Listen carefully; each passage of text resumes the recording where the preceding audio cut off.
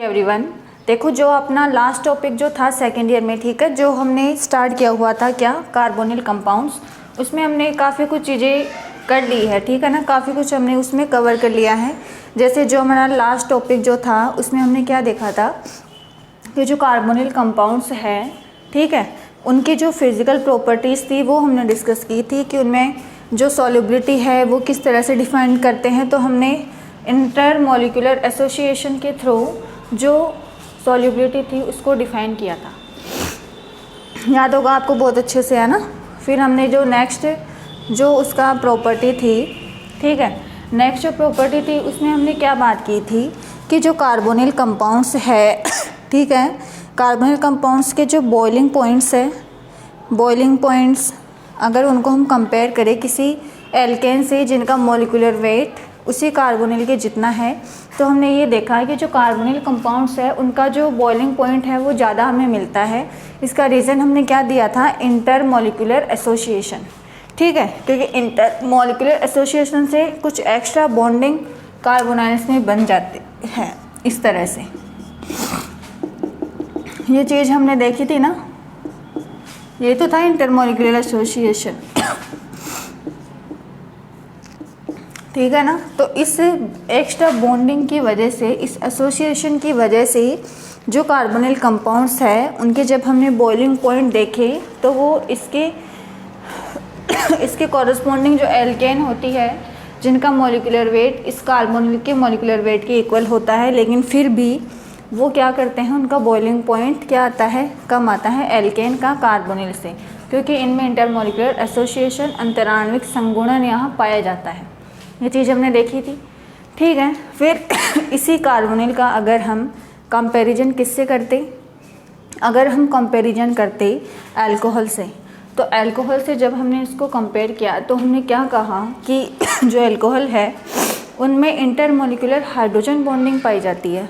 यहाँ intermolecular association होता है, लेकिन जो अल्कोहल होते हैं उनमें हाइड्रोजन बॉन्डिंग होती है, और हाइड्रोजन बॉन्डिंग इस एसोसिएशन से ज़्यादा प्रबल होती है, ज़्यादा स्ट्रॉन्ग होती है, तो उसे तोड़ने के लिए आपको एनर्जी भी इससे ज़्यादा देनी पड़ती है, ठीक है। तो हमने क्या कहा था कि जो अल्कोहल्स होते हैं उनके जब हम बॉइलिंग पॉइंट कंपेयर करते हैं कार्बोनिल से तो अल्कोहल के हमें ज़्यादा मिलते हैं, ठीक है। उसका रीज़न हमने हाइड्रोजन बॉन्डिंग से दिया था, समझ रहे हो ना। इस तरह से हमने क्या सॉल्युबिलिटी और बॉइलिंग पॉइंट का कंसेप्ट क्लियर किया था। फिर आगे हमने आपको क्या बताया था कि जो कार्बोनिल कंपाउंड्स है उनका स्ट्रक्चर हमने देखा था कि कार्बोनिल में जो ऑक्सीजन और कार्बन है दोनों ही डबल बॉन्ड से जुड़े हुए रहते हैं ना, ठीक है। तो हमने इनका एमओ किस तरह से ड्रॉ किया था कि जो ऑक्सीजन है वो अपने एक्साइटेड स्टेट में जाता है, ऐसे ही कार्बन अपने एक्साइटेड स्टेट में जाता है बॉन्डिंग के लिए। तो जब वो अपने एक्साइटेड स्टेट में जाते हैं तो हम क्या देखते हैं कि दोनों के जो sp2 ऑर्बिटल है वो हाइब्रिडाइजेशन में पार्टिसिपेट करते हैं, तभी तो CO का हाइब्रिडाइजेशन sp2 होता है। इसका भी sp2 आता है और इसका भी sp2। ये चीज़ इसीलिए पॉसिबल है क्योंकि जब हम हाइब्रिडाइजेशन करवाते हैं तो दोनों के कौन से ऑर्बिटल भाग लेते हैं, एक s और 2 p ऑर्बिटल यहाँ भाग लेते हैं, समझ रहे होंगे आप। फिर हमने क्या कहा कि जो कार्बोनिल कंपाउंड्स है उनमें एक एक pz ऑर्बिटल क्या होता है, ऐसा होता है जो कि बॉन्डिंग में, जो कि हाइब्रिडाइजेशन में पार्टिसिपेट नहीं करता, तो दोनों के ही pz ऑर्बिटल में एक एक इलेक्ट्रॉन होता है। ये चीज़ हमने देखी थी ना, दोनों के pz ऑर्बिटल में एक एक क्या था, इलेक्ट्रॉन था। तो वो इलेक्ट्रॉन क्या करता है, जो CO बॉन्ड में ये पाई बॉन्ड जो यहाँ प्रेजेंट है, इस पाई बॉन्ड का फॉर्मेशन कैसे होता है कि ऑक्सीजन और कार्बन दोनों के pz ऑर्बिटल समपार्श्वी अतिव्यापन करते हैं, कोलैटरल ओवरलैपिंग करते हैं, और यहाँ पर इस पाई बॉन्ड का क्या होता है, फॉर्मेशन यहाँ पर होता है। ये चीज़ें हमने देखी थी। फिर हमने पोलैरिटी और रिएक्टिविटी देखी थी कार्बोनिल्स की, कि जो कार्बोनिल कंपाउंड्स हैं वो पोलर होते हैं, क्योंकि जो ऑक्सीजन है उसकी विद्युत ज़्यादा होती है तो वो इलेक्ट्रॉन अपनी तरफ ले लेता है पाई बॉन्ड की। ये चीज़ हमने देखी थी ना। तो उसके बेस पर हमने कार्बोनिल की न्यूक्लियोफिलिक एडिशन और इलेक्ट्रोफिलिक एडिशन 2 प्रकार की रिएक्शन देखी थी, ठीक है। तो हमने क्या देखा कि जब न्यूक्लियोफिलिक एडिशन होता है, जब न्यूक्लियोफिलिक एडिशन होता है तो इस कार्बोनिल पर ये न्यूक्लियोफाइल इस कार्बन पर आता है, तो हम क्या कह सकते हैं कि इस कार्बन पर पॉजिटिव जितना ज़्यादा आएगा, इस न्यूक्लियोफाइल के अटैक करने की दर उतनी ही ज़्यादा होगी। क्या जो हमारा न्यूक्लियोफाइल है वो उतनी ही आसानी से अटैक कर पाएगा ना। अगर कहीं इलेक्ट्रॉन की बहुत ज़्यादा कमी है तो भाई देने वाला तो उसी को देगा ना। तो यहाँ इलेक्ट्रॉन जितने ज़्यादा कम होंगे उतने ही ज़्यादा ये न्यूक्लियोफाइल यहाँ अटैक करेगा। तो हमने ये चीज़ कही थी कि अगर इलेक्ट्रॉन रिलीजिंग ग्रुप यहाँ प्रेजेंट हो, अगर ऐसे ग्रुप कार्बोनिल से जुड़े हो जो कि इलेक्ट्रॉन देते हो, इलेक्ट्रॉन दाता परमाणु अगर कार्बोनिल से जुड़े होंगे तो यहाँ आने वाले पॉजिटिव को कम कर देंगे। जब वो कम कर देंगे तो न्यूक्लियोफाइल आसानी से अटैक नहीं कर पाएगा ना। तो हमने ये चीज़ देखी थी न्यूक्लियोफिलिक एडिशन के केस में कि अगर इलेक्ट्रॉन रिलीजिंग ग्रुप प्रेजेंट होते हैं तो न्यूक्लियोफिलिक एडिशन की जो दर है वो कम हो जाती है, ठीक है ना। फिर हमने इलेक्ट्रोफिलिक एडिशन देखा था कि इलेक्ट्रोफिलिक एडिशन के लिए हमने क्या देखा कि इलेक्ट्रोफिलिक एडिशन जब आप करवाते हो तो वहाँ ऐसा कुछ नहीं होता है, वहाँ न्यूक्लियोफाइल अटैक नहीं करता, वहाँ अपने पास इलेक्ट्रोफाइल का एडिशन होता है। अब इलेक्ट्रोफाइल तो वो स्पीशीज़ होती है जिसके पास इलेक्ट्रॉन कम होते हैं, समझ रहे हो ना। तो इलेक्ट्रोफाइल के पास अगर इलेक्ट्रॉन कम है तो वो ऐसी जगह जाएगा ना जहाँ इलेक्ट्रॉन ज़्यादा हो, ठीक है। तो हम क्या कहते हैं कि जब कार्बोनिल की हम इलेक्ट्रोफिलिक एडिशन रिएक्शन करवाते हैं, यानी इलेक्ट्रोफाइल को जब हम कार्बोनिल पर जोड़ते हैं तो या तो हम रिएक्शन एसिडिक मीडियम में करवाते हैं या बेसिक मीडियम में। जब एसिडिक मीडियम में करवाते हैं तो कार्बोनिल क्या बनाते हैं, इनोल फॉर्म बनाते हैं, ठीक है। और जब बेसिक मीडियम में बनाते हैं तो कार्बोनिल क्या बनाते हैं, इनोलेट आयन बनाते हैं। ये चीज़ हमने कल देखी थी, ठीक है ना। फिर दोनों जो इनोल और इनोलेट है वो एक न्यूक्लियोफाइल की तरह बिहेव करते हैं, एक नाभिक स्नेही की तरह बिहेव करते हैं और आने वाले इलेक्ट्रोफाइल को क्या कर लेते हैं, कैप्चर कर लेते हैं। जैसे इनोल फॉर्म ले लो या फिर इनोलेट आयन ले लो, आने वाला इलेक्ट्रोफाइल यहाँ आ जाता था ना, फिर है ना। ये चीज़ हमने देख ली थी कार्बोनिल के केस में, ठीक है। फिर न्यूक्लियोफिलिक एडिशन, इलेक्ट्रोफिलिक एडिशन, इसके बाद हमने कार्बोनिल कंपाउंड्स में इनकी रिएक्टिविटी को इफ़ेक्ट करने वाले कुछ फैक्टर्स देखे थे कि कार्बोनिल की रिएक्टिविटी कैसे इफ़ेक्ट होती है जब इस पर इलेक्ट्रॉन रिलीजिंग ग्रुप या इलेक्ट्रॉन डोनेटिंग ग्रुप जुड़े हो या विड्रॉइंग ग्रुप जुड़े हो, ठीक है।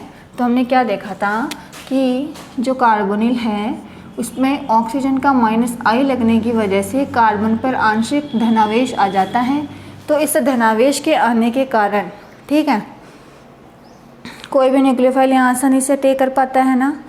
तो हमने क्या कहा कि जैसे जैसे इलेक्ट्रॉन रिलीजिंग ग्रुप यहाँ बढ़ते जाते हैं इस पॉजिटिव को कम कर देते हैं। जब पॉजिटिव कम होता जाएगा तो कार्बोनिल की जो पोलैरिटी है, जो ध्रुवीयता है वो भी कम हो जाएगी।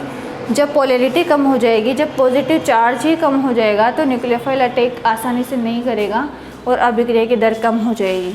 यानी हमने ये कहा था कि जो +I वाले ग्रुप होते हैं, जो डोनेटिंग ग्रुप होते हैं, वो तो कार्बोनिल की रिएक्टिविटी को कम करते हैं और जो -I यानी इलेक्ट्रॉन आकर्षित समूह होते हैं वो कार्बोनिल की रिएक्टिविटी को इंक्रीज़ करते हैं। ये चीज़ हमने देखी थी ना।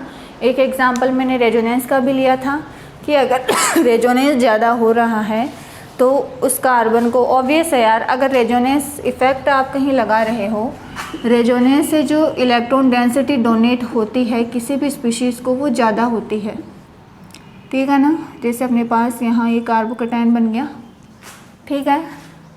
अब हमें क्या करना है, ये कार्बोनिल, ठीक है। अब इस पॉजिटिव को न्यूट्रल करने के लिए देखो यहाँ 2-2 रिंग है। हम यही चीज़ तो कह रहे हैं कि अगर इलेक्ट्रॉन डोनेटिंग ग्रुप होंगे तो वही रिएक्टिविटी इसकी कम हो जाएगी। तो यहाँ तो 2-2 ग्रुप है डोनेट करने के लिए, दोनों ही रिंग है, दोनों ही बेंजीन वलय हैं, दोनों ही ऐसी रिंग है जो रेजोनेंस से उस पॉजिटिव को न्यूट्रल कर रही है। तो रेजोनेंस इफेक्ट इंडक्टिव इफेक्ट से ज़्यादा पावरफुल होता है, इसलिए वहाँ तो रिएक्टिविटी और भी क्या हो जाएगी, कम हो जाएगी, क्योंकि ये और भी ज़्यादा इलेक्ट्रॉन इसको दे देगा और इसका पॉजिटिव और भी कम हो जाएगा। समझ रहे हो ना। तो ये सब चीज़ें हमने वैसे कल की क्लास में डिस्कस कर ली थी। फिर कुछ एग्जांपल्स लिए थे, acid halide, anhydride, ester, acid, amide, इन सब की रिएक्टिविटी का मैंने आपको ऑर्डर बताया था, ठीक है। अब अभी जो हमारा नेक्स्ट जो टॉपिक है वो क्या है, हम करेंगे सिंथेसिस। एल्डिहाइड और कीटोन की हमने जो भौतिक गुण है वो हमने कल की क्लास में देखे थे, ठीक है। आज जो हमारा टॉपिक है वो क्या है, सिंथेसिस ऑफ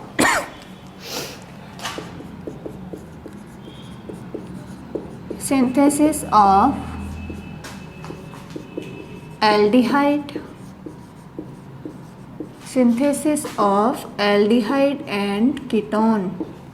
आज हम पढ़ रहे हैं एल्डिहाइड और कीटोन का फॉर्मेशन, ठीक है। हमें जो कार्बोनिल कंपाउंड्स है उनका हम फॉर्मेशन अब करेंगे, ठीक है।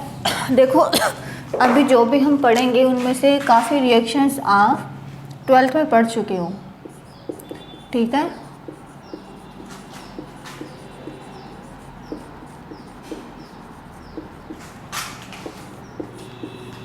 आपने 12th में काफ़ी वो रिएक्शंस पढ़ रखी है। जैसे सबसे पहले जो मैं रिएक्शन ले रही हूँ वो क्या है, रोज़ेनमुंड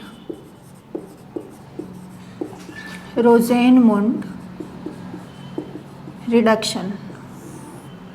रोज़ेनमुंड रिडक्शन नाम देखते ही आपको 12th का एक रिएक्शन याद आ रहा होगा। वहाँ हम एक चैप्टर पढ़ते थे, कार्बोनिल कंपाउंड पढ़ते थे, है ना। तो उसमें ये वाला जो रिएक्शन था वो काफ़ी इम्पोर्टेंट था।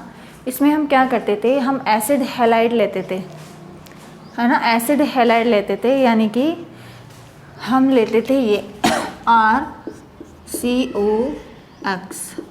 ये क्या है, एसिड बोल दो या एसिल बोल दो, एक ही बात है, कोई प्रॉब्लम नहीं है। एसिड इसलिए क्योंकि एसिड का डेरिवेटिव अगर यहाँ OH होता तो एसिड होता ना, तो उस OH को हटा के हमने हेलोजन जोड़ दिया, तो ये एसिड का डेरिवेटिव ही है। या फिर आप इसको एसाइल हैलाइड बोल दो, एक ही चीज़ है। एसाइल इसलिए क्योंकि ये एसाइल ग्रुप है, उसके साथ हैलाइड जुड़ा हुआ है, ठीक है, एक ही चीज़ है। तो आपने ये चीज़ पढ़ रखी है 12th में कि जब हम इसका रिडक्शन पैलेडियम युक्त बेरियम सल्फेट के साथ करवाते हैं हाइड्रोजन की प्रेजेंस में, नहीं, जब हम पैलेडियम कैटलिस्ट लेते हैं बेरियम सल्फेट की उपस्थिति में और हाइड्रोजन की रिएक्शन जब एसिड हैलाइड से करवाते हैं तो हमें एल्डिहाइड मिलते हैं। ये रिएक्शन आपने पढ़ी है, जिसे रोज़ेनमुंड रिडक्शन के नाम से जाना जाता है। पढ़ रखी है आपने, बहुत ही अच्छे से आपने पढ़ रखी है ये रिएक्शन, ठीक है। तो देखो उसके इस रिएक्शन के कुछ कॉन्सेप्ट हैं। पैलेडियम क्या है, एक पॉइजनस मेटल है, एक विषकारी धातु है, विषैली, ठीक है ना। तो इसके पॉइजनस इफेक्ट को कम करने के लिए हम बेरियम सल्फेट काम में लेते हैं। बेरियम सल्फेट क्या करता है, इसकी जो पॉइजनसिटी है, इसकी जो विषाक्तता है उसको कम करता है, ठीक है। तो पैलेडियम और बेरियम सल्फेट का रोल आपको समझ में आ रहा होगा। बेरियम सल्फेट क्या करेगा, इस पैलेडियम की क्रियाशीलता को कम करेगा, ठीक है। अब जब इसकी क्रियाशीलता कम हो गई, ठीक है ना, तो ये क्या करेगा, एसिड हैलाइड से एल्डिहाइड तो बना देगा, लेकिन एल्डिहाइड से आगे अल्कोहल नहीं बना पाएगा। मतलब अगर हमें एसिड हैलाइड से सिर्फ क्या बनाना हो, एल्डिहाइड, तो हम रिडक्शन हमेशा रोज़ेनमुंड करवाएंगे, क्योंकि इसमें जो पैलेडियम और बेरियम सल्फेट का जो मिक्सचर होता है, ये बेरियम सल्फेट इस पैलेडियम की रिएक्टिविटी को कम कर देता है। रिएक्टिविटी जब कम हो जाती है तो ये एसिड हैलाइड को एल्डिहाइड में तो कन्वर्ट कर देता है, लेकिन एल्डिहाइड को आगे अल्कोहल में कन्वर्ट नहीं कर पाता। एल्डिहाइड के रिडक्शन से आगे अल्कोहल ही तो बनने वाला है, तो वो चीज़ यहाँ पर नहीं बनेगी, ठीक है ना। अब देखो इसका मैकेनिज्म हमें करना नहीं है क्योंकि आपके सिलेबस में नहीं है, फिर भी एक छोटा सा देख लो एग्जाम्पल के तौर पे। हम क्या करते हैं, सबसे पहले हम कैटलिस्ट लेते हैं। पैलेडियम में कैटलिस्ट है, ठीक है। इसकी सरफेस पर सबसे पहले हाइड्रोजन का क्या होता है, एडजॉर्प्शन, ठीक है। हाइड्रोजन इसने अवशोषित कर ली, ये H2 इसने अवशोषित कर ली। अवशोषित करने के बाद जो भी हमारा कंपाउंड है, जैसे मुझे इस CO बॉन्ड पर क्या करवाना है, मुझे रिडक्शन करवाना है, ये चीज़ करवानी है ना हमें, ठीक है। तो अब इसका भी यहाँ एडजॉर्प्शन हो जाएगा, ठीक है। फिर क्या होता है, धीरे धीरे ये वाले H यहाँ पर शिफ्ट होते जाते हैं। समझ रहे हो ना किस तरह से रिडक्शन होता है। इसका मैकेनिज्म हमें नहीं देखना क्योंकि हमारे लिए कहीं भी ये चीज़ आने वाली नहीं है। तो आपको सिर्फ रोज़ेनमून रिडक्शन देखना है कि रोज़ेनमून रिडक्शन होता क्या है। पैलेडियम प्लस बेरियम सल्फेट के प्रेजेंस में हाइड्रोजन का एडिशन किस पर, एसिड हैलाइड पर, ठीक है ना। तो ये जो रिडक्शन है वो क्या होता है, रोज़ेनमून रिडक्शन। ये था फर्स्ट मेथड ऑफ प्रिपरेशन जिसमें हमने एसिड हैलाइड से क्या बनाया है, एसिड हैलाइड से हमने बनाया है एल्डिहाइड। अब एल्डिहाइड फॉर्मेशन का ही सेकंड मेथड देखो, ये फर्स्ट था, ए था, ठीक है। सेकंड देखो, सेकंड जो है वो है बी फ्रॉम डाइबेल। डाइबेल इसका क्या मतलब है, die isobutyl aluminium hydride. Die isobutyl लिख लेते हैं, डाई आइसोब्यूटाइल एल्यूमिनियम हाइड्राइड। ये रिएजेंट है जिसकी रिएक्शन मुझे एसिड हैलाइड से ही वापस से करवानी है। देखो क्या होगा, ये एसिड हैलाइड है, इसकी रिएक्शन मुझे डाइबेल एच से करवानी है। डाइबेल एच भी लिखा हुआ आ जाए तो कोई प्रॉब्लम वाली चीज़ नहीं है, एच मतलब हाइड्राइड, ठीक है। डाईआइसोब्यूटाइल एल्यूमिनियम हाइड्राइड, ये हमें रिड्यूसिंग एजेंट काम में लेना है, ठीक है। और फिर हाइड्रोलाइसिस हमें करवा देना है। तो हमें जो प्रोडक्ट यहाँ मिलने वाला है वो एल्डिहाइड ही मिलने वाला है। अगर हमें एसिड हैलाइड से एल्डिहाइड बनाना हो तो फर्स्ट मेथड हमने देखा रोज़ेनमून रिडक्शन, और सेकंड जो मेथड है वो क्या है, डाइबेल हाइड्राइड। अब इसका मैकेनिज्म आप देख लो। मैकेनिज्म हम कैसे करेंगे इसका, सबसे पहले RCOX, जहाँ अक्स हमें अच्छे से पता है, कोई भी हेलोजन है ClBrI। Most of the case में F को नहीं लिखती हूँ क्योंकि जो F होता है वो अपने इलेक्ट्रॉन इजीली नहीं देता ड्यू टू हाई इलेक्ट्रोनेगेटिविटी। अधिक विद्युत के कारण वो अपने इलेक्ट्रॉन इजीली नहीं दे पाता, ठीक है। तो यहाँ कोई भी हेलोजन है, हेलोजन के पास 2 लोन पेयर होते हैं, हमें अच्छे से पता है, 3 लोन पेयर होते हैं, 7 इलेक्ट्रॉन होते हैं ना वैलेंस शेल में, तो 3 इसके पास लोन पेयर होते हैं, ठीक है। इसकी रिएक्शन हम डाइबेल एच से करवाएंगे। देखो ये होता है डाइबेल एच, स्ट्रक्चर कुछ ऐसी होती है।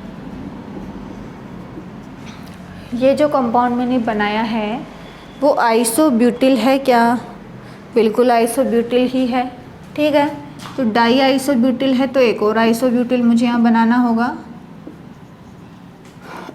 Die isobutyl aluminium hydride. ये अपना डाइबेल एच है, ठीक है। मुझे इसकी रिएक्शन करवानी है एसिड हैलाइड से। एसिड हैलाइड और एल्यूमिनियम को देखो, अब एल्यूमिनियम के बॉन्ड देखो, 3 बॉन्ड बना रहा है क्या, इसके संयोजकता कोश में 3 ही इलेक्ट्रॉन होते हैं भाई, 3 बॉन्ड ये यहाँ पर बना रहा है, मतलब ये एक न्यूट्रल कंपाउंड है, ठीक है। लेकिन जब ये न्यूट्रल कंपाउंड बन गया, इसने 3 बॉन्ड बना लिए, तो हम क्या देख रहे हैं कि जो इसका अष्टक है वो पूरा नहीं है। देख रहे हो ना, इसका अष्टक पूरा नहीं है, 3 बॉन्ड बनाए तो इसके पास टोटल इलेक्ट्रॉन कितने हो गए, 6। मतलब ये इलेक्ट्रॉन पेयर एक्सेप्टर है, इसके पास लोन पेयर है, तो ये इलेक्ट्रॉन पेयर डोनर है। इतनी चीज़ तो हमें यहाँ पता चल ही रही है ना। इसका ऑक्टेट कंप्लीट नहीं है तो ये तो इलेक्ट्रॉन लेने वाला स्पीशीज़ है, और इसके पास लोन पेयर है तो भाई ये देने वाला स्पीशीज़ है। अगर ये लेने वाला है, ये देने वाला है, तो वही लो और दो, ठीक है, दे दी इसने इलेक्ट्रॉन। अब देखो अपने पास सिचुएशन क्या जनरेट हो गई है, RCOX। अक्स ने इलेक्ट्रॉन दिए एल्यूमिनियम को, एल्यूमिनियम से क्या क्या जुड़ा हुआ है, एक हाइड्रोजन और 2 जुड़े हुए हैं आइसोब्यूटिल। ये स्पीशीज़ है अपने पास, यही स्पीशीज़ है क्या अपने पास, बिल्कुल यही है। एल्यूमिनियम में इलेक्ट्रॉन ले लिए हैं हेलोजन से, हेलोजन ने इलेक्ट्रॉन दे दिए, इलेक्ट्रॉन डेंसिटी कम हो गई, बंदे पे चार्ज आ गया पॉजिटिव।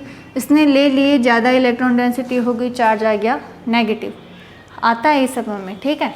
अब देखो पॉजिटिव कैसे हटेगा, जब ये कार्बन से इलेक्ट्रॉन ले लेगा, कार्बन से ले लेगा तो कार्बन पे चार्ज पॉजिटिव आएगा ना, और ये खुद को न्यूट्रल करेगा जब यहाँ से H माइनस निकलेगा, तो H माइनस यानी ये इलेक्ट्रॉन लेके जाएगा, तो इस कार्बन पॉजिटिव पर आके जुड़ जाएगा क्या। जैसे ही हाइड्रोजन यहाँ से इलेक्ट्रॉन लेके गया, कार्बन पे चार्ज आया पॉजिटिव।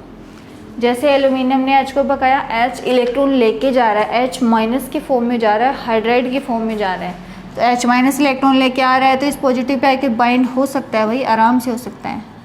क्या बन गया देखो, RCHO एल्डिहाइड, और ये स्पीशीज़ बाहर हो गई है क्या। ऐसे दो ग्रुप जुड़े हुए हैं भाई, लो दोनों को एक साथ लिख देते हैं, ये बनेगा डाइआइसोब्यूटाइल एल्यूमिनियम हैलाइड। ये स्पीशीज़ अपने पास यहाँ पर बन गई, ठीक है। अगर यहाँ आपको हाइड्रोलिसिस गिवन नहीं भी हो तो कोई प्रॉब्लम नहीं है, क्योंकि हमें नीड ही नहीं पड़ी, ज़रूरत ही नहीं है ना। अगर है भी तो कोई प्रॉब्लम नहीं है, नहीं है तो भी कोई प्रॉब्लम नहीं है। ये स्पीशीज़ हमारे पास आ जाएगी क्या, देख लो आप इसको अच्छे से, कितना सिंपल सा मैकेनिज्म है।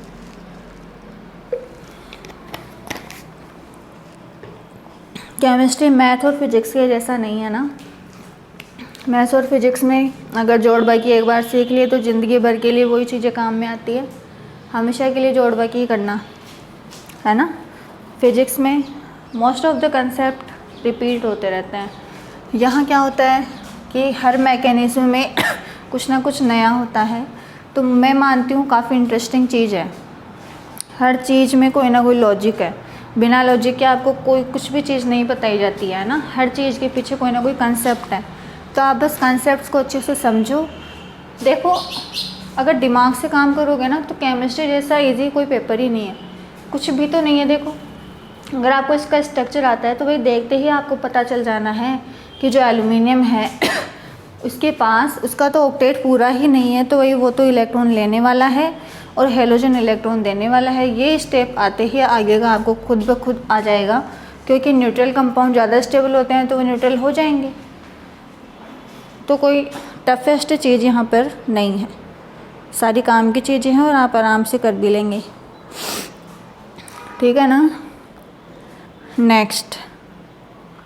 नेक्स्ट जो सी अपना रिएक्शन है, मेथड ऑफ प्रिपरेशन सिंथेसिस में सेकंड हो चुका है, एल्डिहाइड ही बना इसमें भी। नेक्स्ट जो मेथड है थर्ड सी, वो क्या है, एल्यूमिनियम का ही एक कंपाउंड में ले रही हूँ जो कि मैंने ओपनर ऑक्सीडेशन में यूज़ किया था, एल्यूमिनियम ट्राई टर्शरी ब्यूटॉक्सी। सी क्या है, from aluminium tri tertiary butoxy, tri tertiary butoxy aluminium hydride. ये रिएजेंट हम पहले भी पढ़ चुके हैं ओपनर ऑक्सीडेशन में। लिथियम, अच्छा मैंने लिथियम तो लिखा ही नहीं है, lithium tri tertiary butoxy aluminium hydride, ये हमारा क्या है रिएजेंट। इसकी रिएक्शन हमें वही सेम एसिड हैलाइड से करवानी है और हमें एल्डिहाइड मिलने वाला है, समझ रहे हो ना। तो देखेंगे आप, समझ रहे हो, lithium tri tertiary butoxy aluminium hydride. देखो ध्यान से देखना, ठीक है। ये वैसे मैकेनिज्म हम कर चुके हैं तो इतना टफ है ही नहीं, स्टिल पढ़ना तो है ही। देखो ये एसिड हैलाइड है, इसकी रिएक्शन में करवाने वाली हूँ aluminium tri tertiary butoxy. Tri tertiary butoxy, ये टर्शरी ब्यूटॉक्सी है, ऐसे 3 है, ठीक है। ये लो lithium tri tertiary butoxy aluminium hydride, ये अपना रिएजेंट है और हमें जो प्रोडक्ट मिलने वाला है वो एल्डिहाइड है। वैसे अभी अगर आपको ये मैकेनिज्म करने के लिए कही जाती है तो मुझे पूरा यकीन है आप लोग अच्छे से कर देते इसको, क्योंकि ओपनर ऑक्सीडेशन हमने अच्छे से पढ़ा है और ये कुछ वैसा ही है, तो कोई प्रॉब्लम जैसी चीज़ होनी ही नहीं चाहिए, ठीक है ना। फिर भी अगर हो रही है तो कोई बात नहीं, हम अभी कर देते हैं, ठीक। देखो मैकेनिज्म देखो, इसका मैकेनिज्म देखो, एसिड हैलाइड है, ठीक है। हमारे पास ये कंपाउंड है, ओपन करके लिख देते हैं एक बार, है ना, OC CH3 और ये CH3, एक टर्शरी ब्यूटॉक्सी हो गया, ये दूसरा टर्शरी ब्यूटॉक्सी और ये तीसरा टर्शरी ब्यूटॉक्सी। ये अपना रिएजेंट है, ये रिएजेंट है भाई अपना aluminium tri tertiary butox, lithium tri tertiary butoxy aluminium hydride. ये है अपना रिएजेंट जो हमने यहाँ पर बना लिया है। अब हमें क्या करना है, देखो सबसे पहले ये लिथियम क्या करता है भाई, एल्यूमिनियम इसको न्यूक्लियोफिलिक साइड दिख रही थी, लेकिन अब मोर न्यूक्लियोफिलिक ऑक्सीजन इसको दिख रहा है, तो ये यहाँ आएगा ना। तो सबसे पहले क्या होता है कि इस ऑक्सीजन के पास आ जाता है लिथियम। जैसे ही यहाँ लिथियम आता है भाई ऑक्सीजन पे चार्ज पॉजिटिव, मतलब ये हो जाता है अनबैलेंस। अनबैलेंस होते ही क्या करेगा, बैलेंस होना चाहेगा, कार्बोनिल कार्बन के इलेक्ट्रॉन ज़्यादा पावर से खींचेगा। ये भी न्यूट्रल होने के लिए क्या करेगा, यहाँ से इस H माइनस को भगाएगा। ये H माइनस कहाँ जाके जुड़ जाएगा, कार्बोनिल कार्बन पर, क्योंकि इस पर अब पॉजिटिव आ चुका है ना जैसे ऑक्सीजन ने इलेक्ट्रॉन लिए। तो देखो आपके पास ये स्पीशीज़ आ गई क्या, यहाँ हाइड्राइड आ गया, एक हेलोजन है और एक है OLi। जब आपने lithium tri tertiary butoxy aluminium hydride की रिएक्शन करवाई तो यही स्पीशीज़ बनेगी ना भाई, बिल्कुल यही तो बनेगी, ठीक है। ये चीज़ हमारे पास आ गई। अब क्या होगा, सबसे वीक बॉन्ड यही है एल्कली मेटल के साथ, ये लो टूट जाएगा, हमें मिल गया एल्डिहाइड और Li(X) कोई भी हेलोजन है, लिथियम क्लोराइड, ब्रोमाइड, आयोडाइड, कुछ भी यहाँ पर बाहर हो सकता है। समझ गए होंगे आप कि यहाँ पर क्या बन रहा है, ठीक है ना। तो ये जो 3 मेथड है वो एसिड हैलाइड से क्या बनाया है हमने, एल्डिहाइड हमने जनरेट किया है। तीनों ही सिंपल से रिएक्शन है, आपको अच्छे समझ में आ रहे होंगे। एक में तो क्या किया है, रोज़ाणु रिडक्शन किया है, पैलेडियम युक्त बेरियम सल्फेट और H2 की प्रेजेंस में रिएक्शन करवाई तो हमें एसिड हैलाइड से क्या मिल गया था, एल्डिहाइड। सेकंड हमने पढ़ा क्या, सेकंड में हमने रिएक्शन करवाई डाइबेल H से, और थर्ड में हमने करवाई lithium tri tertiary butoxy aluminium hydride. बहुत ही अच्छे से आपको ये सब समझ में आ गया होगा, ठीक है ना। अब देखो सेकंड मेथड, देखो ये अपना फर्स्ट था एसिड हैलाइड से, ठीक है ना। एसिड हैलाइड से हमने एल्डिहाइड बनाए।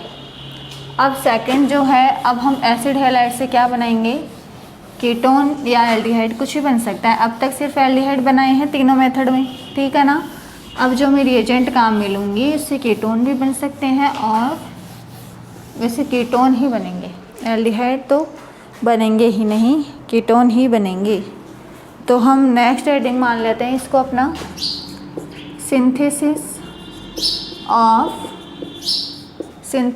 Of ketone, synthesis of ketone from acid halide, synthesis of ketone from acid halide।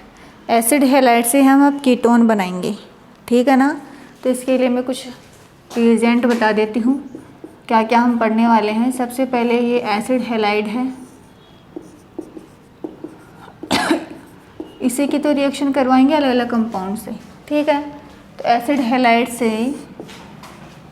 या तो मैं रिएक्शन करवाऊँ ग्रिग्नार्ड अभिकर्मक की RMgX, या मैं रिएक्शन करवाऊँ RLi की ऑर्गेनोलिथियम, जिसे सुपर ग्रिग्नार्ड अभिकर्मक भी कहा जाता है, या मैं रिएक्शन करवाऊँ R2CD ऑर्गेनो कैडमियम की, या मैं रिएक्शन करवाऊँ R2CuLi यानी कि ऑर्गेनो कॉपर रिएजेंट, ठीक है। इसका नाम तो क्या है, ग्रिग्नार्ड रिएजेंट, जो आपको बहुत ही अच्छे से पता है, ग्रिनार अभिकर्मक RMGX होता है। ये जो होता है इसे कहा जाता है सुपर ग्रिग्नार्ड रिएजेंट, सुपर ग्रिग्नार अभिकर्मक, समझ रहे हो? सुपर ग्रिग्नार अभिकर्मक, सुपर क्यों कहते हैं अभी बता देते हैं। ऑर्गेनो कैडमियम, इनको भी आप बोल सकते हो भाई, जैसे ये ऑर्गेनो मैग्नीशियम, ऑर्गेनो लिथियम, वैसे ही वो ऑर्गेनो कैडमियम, ठीक है। ये ऑर्गेनो कॉपर तो है ही, लेकिन जो इस जैसे इनका ऐसे नाम है वैसे उसका भी नाम है क्या, जिल्मांस रिएजेंट,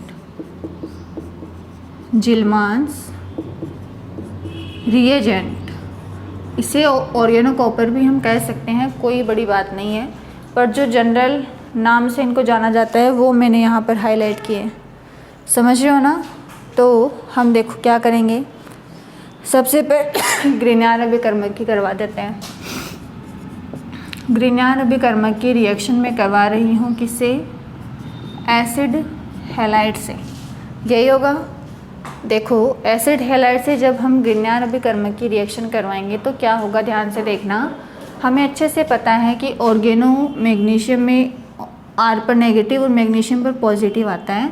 यह भी हमें अच्छे से पता है कि कार्बन ऑक्सीजन से ऑक्सीजन इलेक्ट्रॉन लेता है, तो कार्बन पर चार्ज क्या आता है, पॉजिटिव, मतलब ये जो नेगेटिव है वो तो यहाँ टेक करेगा, और जो MgX है वो इस ऑक्सीजन पे आके जुड़ेगा।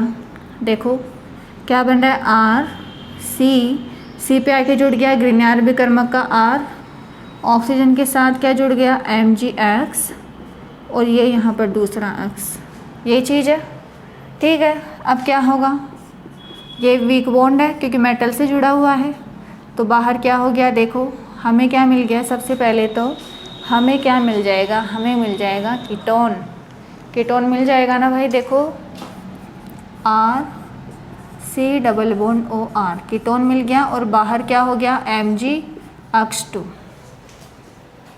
रिएक्शन आपको बहुत ही अच्छे से समझ में आ रही होगी, आ रही है ना? देखो सिंपल सा ही रिएक्शन है।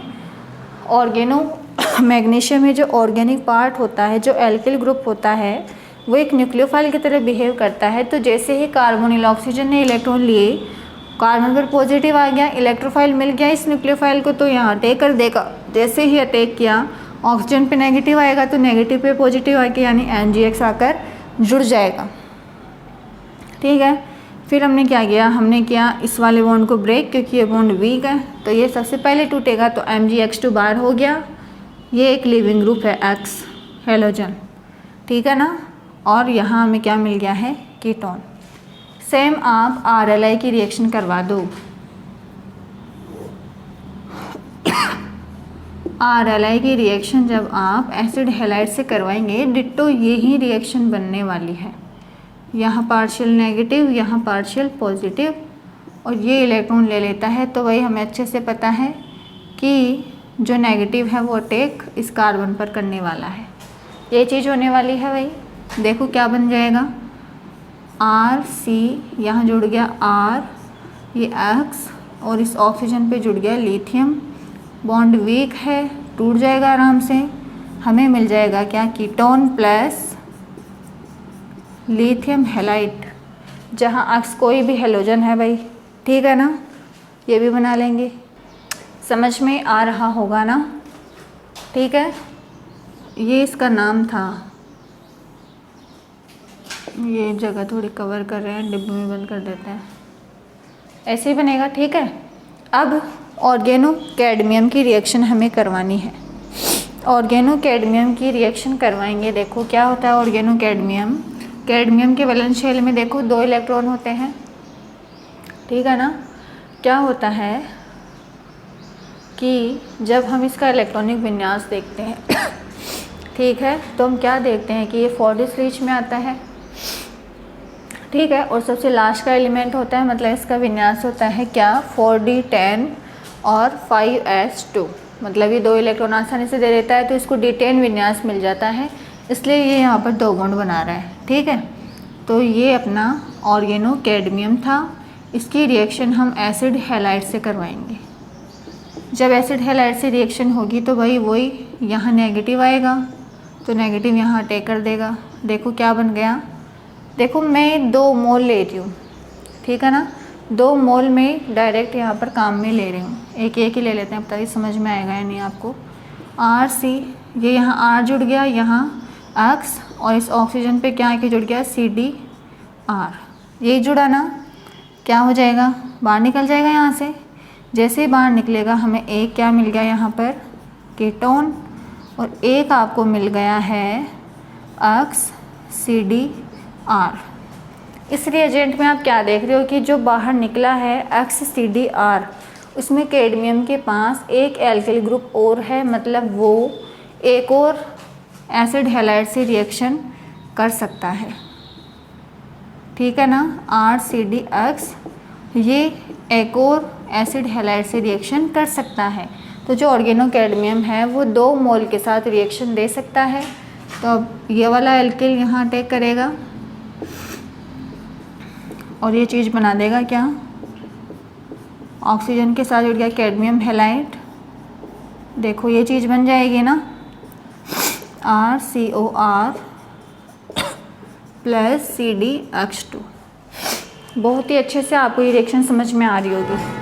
कुछ भी नहीं है भाई, जो ऑर्गेनिक पार्ट है, जो एल्किल पार्ट है, उस पर तो चार्ज आ रहा है नेगेटिव और मेटल पर आता है पॉजिटिव, ठीक है ना। तो बस उस नेगेटिव का अटैक हम कार्बोनिल के कार्बन पर करवा रहे हैं, क्योंकि जब ऑक्सीजन इलेक्ट्रॉन ले लेता है तो कार्बोनिल कार्बन पर चार्ज क्या आ जाता है, पॉजिटिव, ठीक है ना।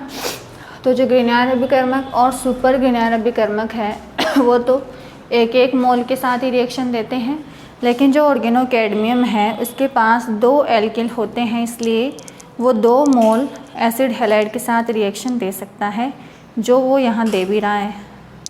समझ गए होंगे ना क्या किया है हमने अभी, ठीक है। अब देखो जो आपका लास्ट रिएक्शन है ऑर्गेनो कॉपर, ठीक है। ऑर्गेनो कॉपर में आप क्या देख रहे हो कि उसमें भी देखो सेम यही चीज़ होने वाली है भाई, उसमें भी सेम यही चीज़ आप लोग देखोगे। क्या हो रहा है, ऑर्गेनो कॉपर का मैं इधर बना देती हूँ। इसका स्ट्रक्चर कुछ ऐसे है, ये ठीक है। इसकी रिएक्शन जब आप करवाओगे तो देखो इस पर नेगेटिव है भाई, तो ये जाएगा इधर और अपने पास ही स्पीशीज़ आ जाएगी RCRX, ठीक है। और यहाँ पर O-, समझ रहे हो, O- आ गया। अब O- से आप, ये स्टेप बहुत फास्ट होता है क्योंकि लिविंग ग्रुप टेंडेंसी हैलोजन की बहुत अच्छी होती है और कॉपर की तीसरा बॉन्ड बनाने की टेंडेंसी उतनी अच्छी नहीं होती, ठीक है ना। तो ये बॉन्ड काफ़ी फास्ट रेट से, यही मैं बता सकती थी इतना फास्ट होता है, लेकिन अच्छे से समझ में नहीं आता आपको। X- बार हो गया, ठीक है। तो क्या हो जाएगा भाई, अपने पास देखो यहाँ क्या क्या निकल गया, RCuLi, ये बार निकला था ना। तो लास्ट स्टेप में RCuLi इस हैलोजन से रिएक्शन करता है और क्या बना लेता है, वो बना लेता है लिथियम हैलाइड और RCu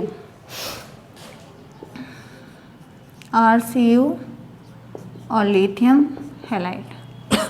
समझ रहे हो ना। जो ऑर्गेनो कॉपर है वो +1 ऑक्सीडेशन स्टेट में स्टेबल होता है। क्या इसका विन्यास क्या होता है, 3D9 4s2।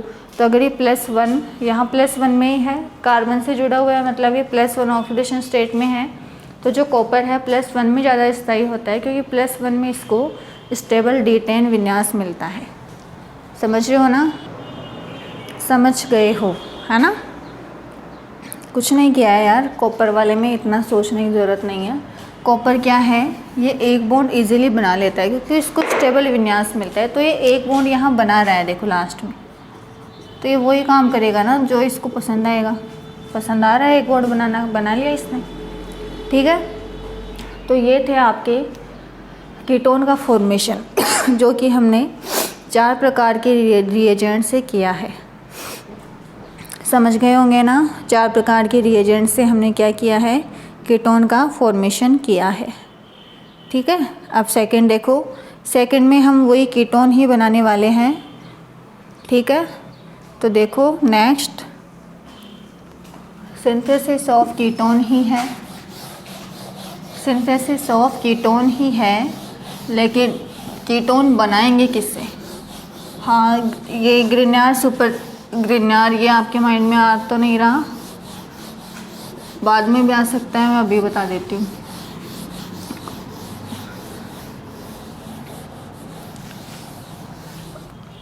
देखो RMGX ग्रिग्नार्ड अभिकर्मक, RLI सुपर ग्रिग्नार्ड अभिकर्मक, ये होते हैं। सुपर ग्रिग्नार्ड क्यों होता है? देखो जब हम इस बॉन्ड को देखते हैं, यहाँ पार्शियल पॉजिटिव आता है, यहाँ पार्शियल नेगेटिव आता है, ठीक है। यहाँ भी पार्शियल नेगेटिव होता है। भाई हेलोजन की EN तो मैग्नीशियम से ज़्यादा ही होती है। ये पार्शियल साइन जब भी बनाया जाता है ऑब्वियसली EN डिफरेंस को शो करने के लिए किया जाता है, तो EN तो इसकी भी ज़्यादा है। तो जब मैं मेटल और कार्बन के इस बॉन्ड की पोलैरिटी जब मैं चेक करती हूँ, जब मैं इस बॉन्ड की ध्रुवीयता चेक करती हूँ ग्रिग्नार्ड अभिकर्मक में, तो मैं क्या देखती हूँ कि इस बॉन्ड में जब मैं क्या देखती हूँ, आयनिक कैरेक्टर जब देखती हूँ, आयनिक कैरेक्टर, पोलैरिटी मतलब आयनाइजेशन तो होता है, आयंस बनते हैं, ठीक है ना। मतलब अगर X दोनों ही हेलोजन है तो काई की पोलैरिटी, भाई पोलर बॉन्ड है ही नहीं है, तो दोनों के EN सेम है, समझ रहे हो ना। तो ये वाला बॉन्ड पोलर होता है क्योंकि दोनों के EN में बहुत ज़्यादा डिफरेंस है, ठीक है। तो हम क्या कह रहे हैं कि आयनिक कैरेक्टर हमें देखने हैं, तो यहाँ जब आयनिक कैरेक्टर देखते हैं तो हमें 50% ही देखने को मिलते हैं इस CM बॉन्ड में, क्योंकि इसका जो 50% पॉजिटिव है वो इस हेलोजन से न्यूट्रल होता है और 50% इस एल्किल से न्यूट्रल होता है, ठीक है ना। लेकिन जब RLI को देखा जाता है तो यहाँ 50% से ज़्यादा, आप 90% या अप्रोक्स 100% मान लो आयनिक कैरेक्टर यहाँ देखने को मिलते हैं। 100 तो मत ही मानो, 75% मान लो, 50 से ज़्यादा मिलते हैं, ठीक है ना। तो इस बॉन्ड में आयनिक कैरेक्टर ज़्यादा होने की वजह से इस पर जो नेगेटिव आता है वो इसके नेगेटिव से ज़्यादा आता है, ठीक है ना। तो नेगेटिव जितना ज़्यादा आएगा भाई इसके अटैक करने की रेट उतनी ही ज़्यादा होगी, मतलब इसकी न्यूक्लियोफिलिसिटी उतनी ही ज़्यादा होगी, तो इसकी रिएक्टिविटी भी क्या हो जाएगी, ज़्यादा हो जाएगी। इसलिए ये ग्रिग्नार्ड अभिकर्मक से ज़्यादा रिएक्टिव होता है, इसलिए इसका जो नाम है वो क्या कहा जाता है, सुपर ग्रिग्नार्ड अभिकर्मक। समझ में आ गया होगा ना क्या होता है ग्रिग्नार्ड और सुपर ग्रिग्नार्ड। अब देखो हमें कीटोन का ही सिंथेसिस करना है, ठीक है, और यार वो एसिड हैलाइड से ही करना है, फ्रॉम एसिड हैलाइड, बिल्कुल यही चीज़ वापस से रिपीट होने वाली है। लेकिन अब जो रिएक्शन है उसका नाम है क्या, Friedel Crafts acylation, Friedel Crafts एसिलीकरण, ठीक है। फ्रीडल क्राफ्ट एसाइलेशन हमें करवाना है। अब फ्रीडल क्राफ्ट एसाइलेशन आपने 12th में सारी रिएक्शन पढ़ रखी है, अब हम उसका मैकेनिज्म देख रहे हैं बस। देखो फ्रीडल क्राफ्ट अगर कहीं आ जाता है ना, तो आप ये चीज़ मान लो कि आपको एरोमेटिक कंपाउंड की रिएक्शन करवानी है, ठीक है। Friedel craft reaction aromatic compound की रिएक्शन होती है। असाइलेशन मतलब वहाँ ये वाला ग्रुप जुड़ने वाला है, ये असाइल ग्रुप होता है, ठीक है ना, ये असाइल ग्रुप होता है। तो फ्रीडल क्राफ्ट में जो एरोमेटिक कंपाउंड है उसमें असाइल ग्रुप यानी ये वाला ग्रुप जुड़ता है, ठीक है। और जब एल्काइलेशन होता है तो कोई भी एल्किल ग्रुप जुड़ता है, ठीक है। तो मुझे असाइलेशन, फ्रीडल क्राफ्ट असाइलेशन जब करवाना है तो मुझे कोई एरोमेटिक कंपाउंड लेना होगा। तो मैंने जो एरोमेटिक कंपाउंड है वो क्या ले लिया है, बेंजीन, समझ रहे हो। मुझे कोई भी एरोमेटिक कंपाउंड यहाँ पर लेना है फ्रीडल क्राफ्ट एसाइलेशन के लिए, तो मैंने एरोमेटिक कंपाउंड ले लिया है बेंजीन। रिएक्शन में करवाऊंगी एसिड हैलाइड से, एसिड हैलाइड से ही बनाना है। इस रिएक्शन में हम ड्राई AlCl3 काम में लेते हैं और प्रोडक्ट हमें क्या मिल जाता है, जो एरोमेटिक सिस्टम है उस पर ये असाइल ग्रुप आ जाता है। कीटोन ये एक तरह का RCOR ही तो होता है भाई कीटोन, तो ये कीटोन ही है, ठीक है। अब सबसे पहले तो ड्राई AlCl3 क्या है। AlCl3 एक लुईस एसिड है। लुईस एसिड क्यों है भाई, सब बता चुकी हूँ। एल्यूमिनियम के संयुक्त कोश में 3 इलेक्ट्रॉन होते हैं, 3 बॉन्ड ये यहाँ पर बना रहा है, लेकिन 3 बॉन्ड बनाने के बाद भी इसका अष्टक पूरा नहीं है, तो अष्टक पूरा करने के लिए ये इलेक्ट्रॉन पेयर एक्सेप्टर की तरह बिहेव करता है, ठीक है। तो लुईस ने ये कहा था कि जो इलेक्ट्रॉन पेयर एक्सेप्टर स्पीशीज़ होती है वो क्या कहलाएंगी, लेविस एसिड कहलाएगी, क्योंकि उनको इलेक्ट्रॉन चाहिए। एक्सेप्ट करेगी तो उनको इलेक्ट्रॉन चाहिए, जो इलेक्ट्रॉन लेता है वो तो एसिड होता है, जो देता है वो बेस होता है। और लुईस ने ये धारणा दी थी, इसलिए इसे लुईस एसिड बोल देंगे, ठीक है। ये हो गया लेविस एसिड। अब हम ड्राई AlCl3 क्यों ले रहे हैं, ठीक है।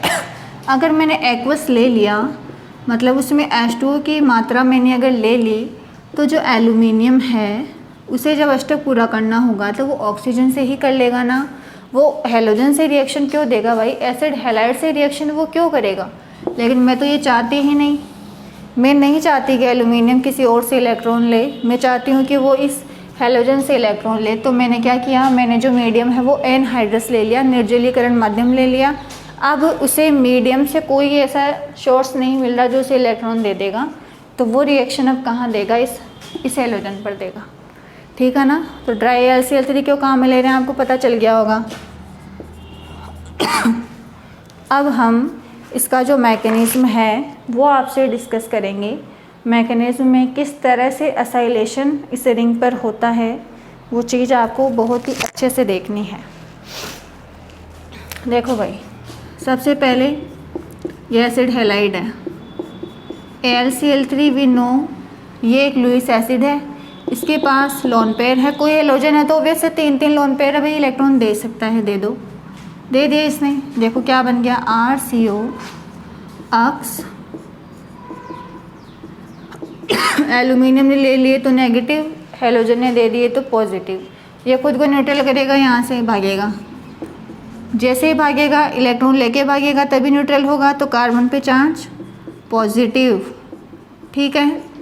और ये हमारे पास स्पीशीज़ क्या बन गई, AlCl3X, एल्यूमिनियम के 4 बॉन्ड अभी भी है तो उस पर चार्ज क्या आएगा, नेगेटिव, ठीक है ना। समझ गए होंगे आप ये चीज़। हेलोजन कुछ भी हो सकता है भाई, Cl भी हो सकता था, तो AlCl4 बन जाता, ठीक है। अब जो भी आपका एरोमेटिक कंपाउंड है उसे लेकर आओ। यह आपका इलेक्ट्रोफाइल बन चुका है, ये आपके लिए एक इलेक्ट्रोफाइल है, क्योंकि इसके पास इलेक्ट्रॉन नहीं है तो इलेक्ट्रॉन स्नेही हो गया ना, इलेक्ट्रोफाइल हो गया। इसके रिएक्शन मुझे इस रिंग से करवानी है। जो एरोमेटिक कंपाउंड होते हैं उनमें जो पाई इलेक्ट्रॉन होते हैं वो डोनेट किए जाते हैं इलेक्ट्रोफाइल को। माना इसने डोनेट किए, अगर ये डोनेट करे और जो असाइल ग्रुप है वो यहाँ आके जुड़े, मैंने माना ये यहाँ आके जुड़ गया, यहाँ भी जुड़ सकता है भाई। यहाँ कोई ग्रुप जब तक नहीं लगा हुआ तो पाई बॉन्ड का जब अटैक होगा तो आने वाला इलेक्ट्रोफाइल कहीं भी आ सकता है, ठीक है ना। उसके लिए हर पोजीशन सिमेट्रिकल है, लेकिन कोई ग्रुप आ जाता है तो हमें उसका इफेक्ट देखना पड़ता है, ठीक है ना। तो अगर ये यहाँ आया, इसका मतलब क्या है कि इस पाई बॉन्ड के इलेक्ट्रॉन यहाँ गए होंगे, तभी तो नेगेटिव ने यहाँ टेक किया, तो यहाँ पर चार्ज क्या आ जाएगा, पॉजिटिव। ये चीज़ होने वाली है। पॉजिटिव आते ही आप क्या करेंगे, इसकी अनुनादी संरचनाएं बना देंगे। बना दीजिए, बना दिया आपने इस तरह से, COR बंद करके लिख लेते हैं इसको, ठीक है। ऐसे ही ये भी इधर क्या करेगा, रेजोनेंस करेगा। देखो कैसे क्या हो रहा है, जब इसने रेजोनेंस किया भाई पॉजिटिव यहाँ आएगा, क्या बिल्कुल यहीं आएगा। ये चीज़ बनने वाली है भाई, देख लो अच्छे से, यही चीज़ हमें मिलने वाली है। मिल गई ये चीज़ हमें। ये इसकी क्या है, अनुनादी संरचनाएं हैं, ये इसकी अनुनादी संरचनाएं हैं। अब जो लास्ट स्टेप है उसको ध्यान से देखो भाई, अपने पास ये स्पीशीज़ है। अब इस पॉजिटिव को न्यूट्रल कौन करेगा, यहाँ वाला H। जैसे ही H ने यहाँ इलेक्ट्रॉन दिए, ये रिंग कैसी हो गई, एरोमेटिक। एरोमेटिक हो गई ना। एरोमेटिक कैसे है, कैसे पता चला, हक्कल ने एक नियम दिया था कि पाई इलेक्ट्रॉन काउंट करो, काउंट कर लिए 6 पाई इलेक्ट्रॉन है, सारे एटम sp2 है, ठीक है ना, सारे एटम sp2 है, साइक्लिक स्ट्रक्चर है, मतलब ये कंपाउंड एरोमेटिक है। ठीक है, इस पर क्या हो गया है, एसाइलेशन, यहाँ से बाहर क्या निकल गया है, H+, ये चीज़ होगी। ठीक है, हमने क्या देखा कि हमने एसाइलेशन यहाँ पर करवा दिया है। ठीक है, एसाइलेशन हमने देखो क्या देख रहे हैं हम कि यहाँ से इलेक्ट्रोफाइल बाहर हो रहा है, ये एसाइल ग्रुप, और इलेक्ट्रोफाइल यहाँ पर जुड़ रहा है और इलेक्ट्रोफाइल यहाँ से बाहर निकल रहा है। मतलब ये जो रिएक्शन है फ्रीडल-क्राफ्ट एसाइलेशन, जब आप एरोमेटिक सिस्टम का करवाते हो तो इस रिएक्शन को आप क्या बोल सकते हो, इलेक्ट्रोफिलिक सब्स्टिट्यूशन रिएक्शन। इलेक्ट्रॉन्स नहीं, प्रतिस्थापन अभिक्रिया, क्योंकि एक इलेक्ट्रोफाइल यहाँ जुड़ रहा है और एक इलेक्ट्रोफाइल यहाँ से बाहर निकल रहा है। समझ में आ रहा होगा ना क्या किया है हमने यहाँ। ठीक है, तो इस रिएक्शन को हम क्या कह देंगे, फ्रीडल-क्राफ्ट एसाइलेशन या electrophilic aromatic substitution reaction, electrons ने ही प्रतिस्थापन अभिक्रिया। ठीक है ना, इस रिएक्शन को ध्यान से देख लो, बहुत ही काम का रिएक्शन है। हमने क्या किया है, हमने कोई भी एरोमेटिक कंपाउंड की रिएक्शन मैंने एसिड हैलाइड से करवाई है, जिसकी रिएजेंट जो मैंने काम में लिया वो मैंने ड्राई AlCl3 की उपस्थिति में रिएक्शन करवा रही हूँ। तो जो AlCl3 है वो एक लुईस एसिड की तरह बिहेव कर रहा है, क्योंकि लुईस ने ये कहा था कि जब कोई स्पीशीज़ इलेक्ट्रॉन पेयर एक्सेप्टर की तरह बिहेव करेगी तो हम उसे क्या कहेंगे, लुईस एसिड कहेंगे। तो ये लुईस एसिड है। ठीक है, और जो स्पीशीज़ इलेक्ट्रॉन देगी वो लुईस बेस है। तो एसिड हैलाइड का जो हेलोजन है उसके 5 लोन पेयर है, तो ये तो इलेक्ट्रॉन देगा, मतलब ये तो है लुईस बेस, और जो AlCl3 है वो है लुईस एसिड, दे दिया। देखो RCO पॉजिटिव, एसाइलियम आयन अपने पास आ गया। ठीक है, फिर हमने क्या किया, फिर हमने रिएक्शन करवाई रिंग की हमने इस एसाइल जो अपना इलेक्ट्रोफाइल उसके साथ रिएक्शन करवाई।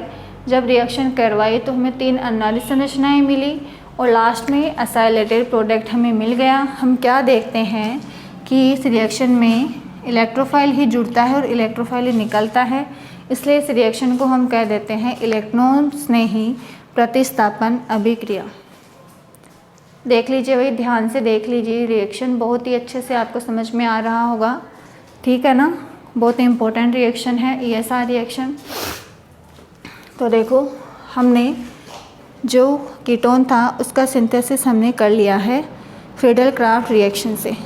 ठीक है, इसके बाद जो नेक्स्ट मेथड है अपना वो हम नेक्स्ट क्लास में कवर करेंगे। अभी के लिए अपना लेक्चर यहीं तक है। ठीक है, नेक्स्ट क्लास में हम आगे के जो भी मेथड्स इनके सिंथेसिस के लिए वो हम आगे के क्लास में कवर करेंगे। ठीक है ना, अभी का यहीं बंद करते हैं।